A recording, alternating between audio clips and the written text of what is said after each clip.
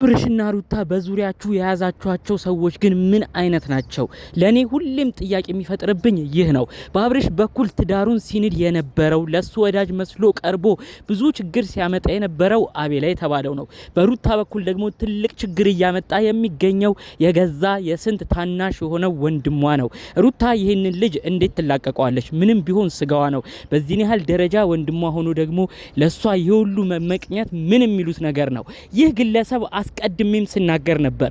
ሩታ ይሄ ልጅ የትዳር እውቀት የለውም፣ የስንት ታናሽሽ ነው፣ የሱ ምክር እየሰማሽ የማይሆንልህ እየተጋባሽ ትዳርሽን አታናጊ ብለን ብዙዎቻችን መክረንሻል። ዛሬ ደግሞ አክስትሽም ተቆጥተዋል። ሁለታችሁንም እባክሽ ሩታ ታረሚ፣ ይሄንን የስንት ታናሽሽ የሆነውን ወንድምሽን ምክርም አትስሚ እያለች ለዛ አክስትሽም ነው የራስሽ ዘመድ ስትናገር የነበረው። እኔ አስቀድሜ ስለዚህ ወንድሟ ብዙ ተናግሬ ነበር። በተለይ በቀደም የተሰራው ከባድ ሴራ አብርሽና ሩታን እንደ አዲስ እንዲለያዩ ያደረጋቸው ወሳኝ ነጥብ የሩታ የወንድም ስራ ነው። ይሄውም ታስታውሳላችሁ ከአንድ ወር በፊት ይሆናል ወይም ከ3 ሳምንት በፊት ሩታ አብርሽን እወድሃለሁ ወደ ቤት ወደ ትዳርክ ተመለስ ብለው እንግዲህ አብርሽ ወደ ቤቱ ወደ ትዳሩ ልክ ሲመለስ እኔ አውቄ ነው እልህ ልወጣብህ ነው እንዲሁም ደግሞ የኔ ማረግ እንደምችልም ላሳይህ ነው እንጂ የኡነት ፈልጌ አይደለም ብላ ሩታ በቀደም እንግዲህ ብዙ ነገር ተዳርሰው አብርሽ ራሱ በጣም ተናዶ እንዴት እንደዚህ ትሸውጅኛለሽ? እንዴት በውሸት ወደሃለው ይቅርታ አድርጌልሃለሁ ወደ ቤትክ ተመለስ ብለሽስ እንዴት ተዋሽኛለሽ ብሎ አብርሽ ራሱ ተናዶ ነበር። ታዲያ የዚህ ሁሉ ሴራ ባለቤት ከጀርባዋ ወንድሟ ነበረ። ወንድሟ ገና አብርሽን እናሰቃየዋለን እንጮትበታለን እያለ እዛ በኩል ሁሉን ጉዳዩ ላይ እንግዲህ ምንድነው እሳት ላይ ቤንዚን እያርከፈከፈ ነው የሚባለው እንደዛ ያረገ ብዙ ጉድ ሲያረግ የነበረው ይህ ግለሰብ ጥቅሙ አንድና አንድ ነው፣ ገንዘብ ማግኘት። የሩታ ወንድም ታዲያ ምንድነው ያሰበው? ሩታን ለሌላ ሰው ለታዋቂ ባለሀብት እሷን አሳልፎ ለመስጠት እሷም ወደ ውጭ ሀገር እንድትኖር ለዛ ባለሀብትም ደግሞ ቃል እንደቀባለት ጭምር ነው መረጃዎች እየደረሱኝ የሚገኘው።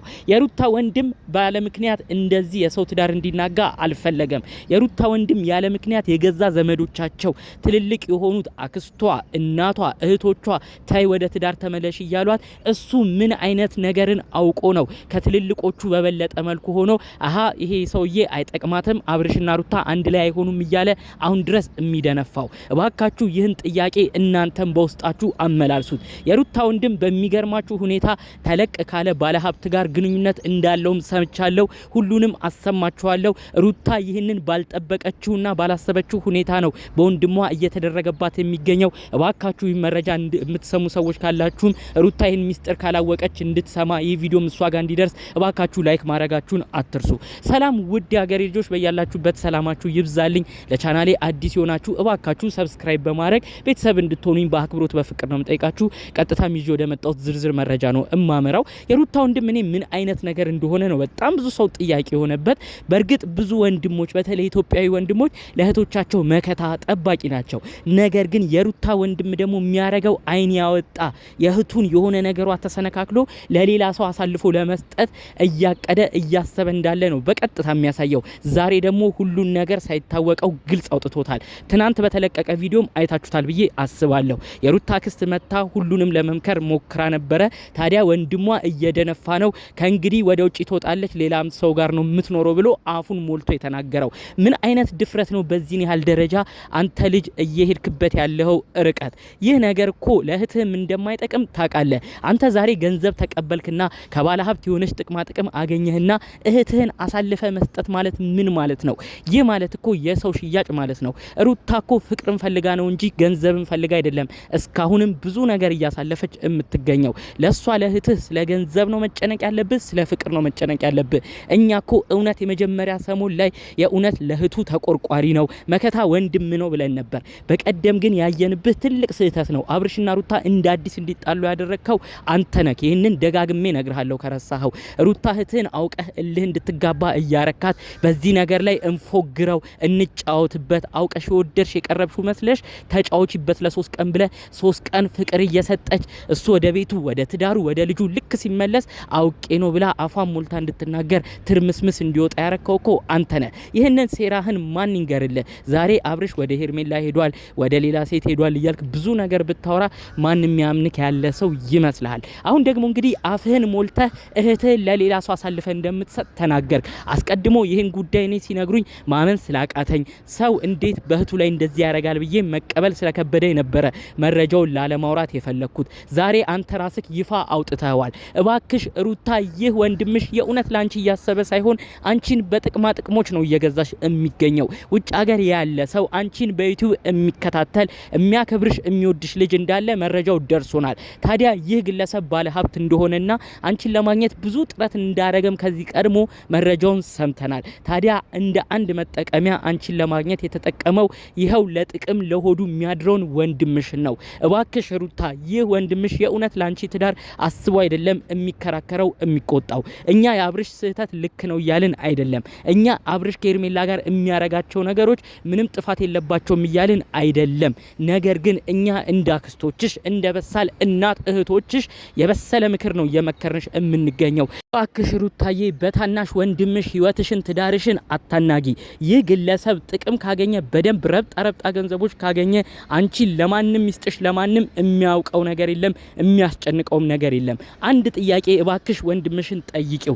ለምንድነው በዚህ ያህል ደረጃ አብርሽና እኔ እንድንለያይ የፈለከው ብለሽ ጠይቂው። የሚመልሰው በቅጡ የረባ መልስ እንኳን የለም። ሩታ ለምንድነው ቆም ብለሽ ማሰብ የከበደሽ? እንዴት የትልልቆቹን ምክር በትዳር በህይወት በልጅ ብዙ ነገር እያዩ እድሜ ያስተማራቸውን ሰዎች ምክር ትተሽ እንዴት የስንት ታናሽሽን ወንድም ምክር ትሰሚያለሽ? አንቺ እልህሽን የተወጣሽ መስሎሽ ካንቺ ጎን የቆመ መስሎሽ ከአብርሽ ጋር ያለው ነገር ስለሚያናድድሽ የሱን ምክሮች እየሰማሽ ጭራሽ ሁሉ ነገር ላይ ቤንዚል እያርከፈከፈ የሚያቀጣጥለው ወንድምሽ መሆኑን ተረጁ። ለምን ወደ ውጭ እንድትሄጂ የፈለገስ ይመስልሻል? የእውነት እህት ብትሆኚ የእውነት የሚወድሽ የሚያከብርሽ ግለሰብ ቢሆን ለልጁ ቢያስብ ኖሮ ልጅሽም ይጎዳል። ሩትዬ እዚሁ ሁኚ፣ እኛ ወንድሞችሽ ዘመዶችሽ እናሳድገዋለን፣ ወደ ውጭም አትሄጂም ብሎ ነበር የሚመክርሽ። ነገር ግን እሱ ሁሌም የራሱን ጥቅም ስለሚያስብ ለልጅሽ እንኳን አላሰበም። ወደ ውጪ ትወጣለች እያለ ነው ደጋግሞ የሚናገረው። ላንቺ ግን የሚያስቡት በሳል እናትና እህቶችሽ ናቸው። አንቺ ብትሄጂ ልጁን አንለቅልሽም፣ ልጁ ይጎዳብናል፣ እማታቂው ሀገር በረዶ ሀገር ልጁስ ምን ይሆናል ብለው የሚመክሩሽ በሳል የሆኑ ቤተሰቦችሽ ናቸው። እባክሽ የዚህን ወንድምሽን ምክር በመስማት አሁንም ሌላ ችግር ውስጥ አትግቢ። እማታቂው ህይወትንም በእልህ አዲስ ሰው ተዋውቀሽ ወደ ሌላ ነገር የማይጠቅምሽ እጅ ገብተሽ ሌላ ከባድ ሰው ጋርም ገብተሽ ህይወትሽ እንዳይበላሽ። ይህ ወንድምሽን በመስማት የምታረጋቸው ነገሮች ዋጋ እንደሚያስከፍሉሽ ይኸው በዛሬው ዕለት አስቀድሜ እየነገርኩሽ ነው። ከሷ ጋር ያላችሁ በተለይ አክስቶቿ ደግሞ እባካችሁ ይሄ ወንድሟን እንደ ትናንትናው በደንብ ተቆጡት። ይህ ግለሰብ የእውነት የእህቱን ደህንነት ፈልጎ ሳይሆን በሷ ስም የተቀበለው ገንዘብ አለ። እሷን አገናኘኝ ብሎ ሰው አናግሮታል። እሱንም ለማስፈጸም ነው ወዲህ ወዲያ እያለ የሚገኘው። ጠቃላይ እንግዲህ የሩታ ቤተሰቦች እዚህ ነገር ላይ በደንብ ሀሳብ በመስጠት ጉዳዩን በደንብ ጠንክራችሁ እንድትይዙት ነው የእውነት መልእክቴን ማስተላለፍ ፈልገው። በሌላ በኩል ደግሞ አብርሽ የምትባል ድጋሚ ወደ ሄርሜላ ቤት እየሄድክ ወለም ዘለም ማለቱን ቀጥለህበታል። እባክህ አንተም ደግሞ አታስጠቃን። እኛ ብዙ ጊዜ ደጋግመን የምንናገረው የሩታን ወንድም ተው የምንለው ይሄ ሁሉ ነገር እንዳይደፈርስ አንተና ሩታ ተራርቃችሁ እንዳትራራቁ ነው። አንተ ግን የሚናገሩልህ ዋስ ጠበቃ የሚቆሙልህ ሰው አልሆንክም። ሁሌ ሄርሜላ ጋር እየሄድክ የሩታም ዘመዶች እያዘኑብህ ይገኛሉ። ምን አይነት ነገር ውስጥ ነው ያለኸው? ለምንድነው ከዚህ ልጅ ጋር የምትታየው? እባክህ አብርሽ የዋህነትህ አሁንም አያጥቃ። አንተም ቢሆን በቅርብህ የምታምነው አቤላ የተባለው ግለሰብ ነው ሁልጊዜም ችግር ውስጥ እየከተተ የሚገኘው። እባክህ ወንድሜ ይህን ነገር ቆም ብለህ ለማሰብ ሞክር ለማለት ፈልጋለሁኝ። በጠቅላላው በእነዚህ ቤተሰቦች ዙሪያ ያላችሁ ግን አብርሽና ሩታ አንድ ላይ እንዲሆኑ የምትሰሩ ሁሌም ፈጣሪ አምላክ እንግዲህ ደስታችሁን ለማየት ያብቃችሁ። እነዚህ ልጆች አንድ ሆነው የምትደሰቱበትን ነገር ፈጣሪ አምላክ ያሳያችሁ ለማለት እፈልጋለሁ። በሌሎች አዳዲስ ጉዳዮች እስክንመለስ ለዛሬ ይዘን የመጣነው መረጃ ይህን ይመስል ነበረ። ሰላሙን ሁሉ ተመኘውላችሁ። ሰላም